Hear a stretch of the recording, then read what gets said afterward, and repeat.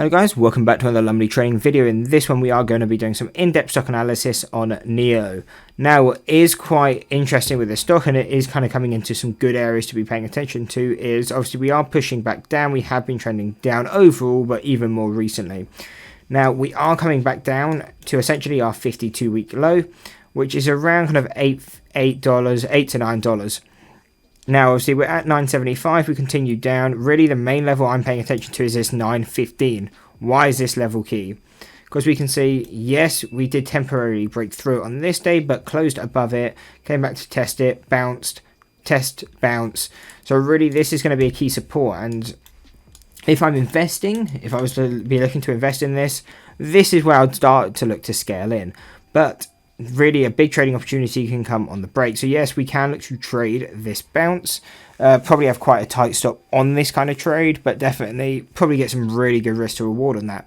But we can also look to trade the breakout, because I mean really if we kind of get a close below this level, that downtrend is most likely going to continue, and 7.75 is going to be that target. If we break that, then I'm paying attention to 6.15, $3.70.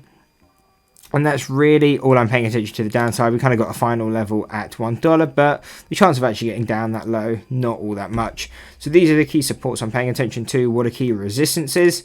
So we do have a resistance around 11.90 to around 11.30. Now these are again our two statistical means.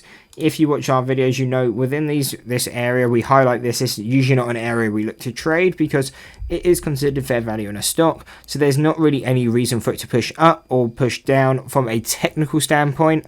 So if we're looking to get a technical trade, which is obviously what we are looking at here, the risk to reward is just not going to be there. There's no edge in our favor within that area. So if we break this, then I'm paying attention to $16 to around $16.50. These are quite close. I would be using them as a range. And again, the first time we hit this level, I'd be looking at a short. If we then look for that pullback, that's where we're making the money, obviously.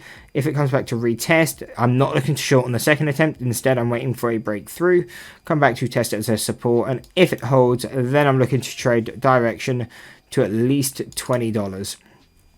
If we break that again, then our next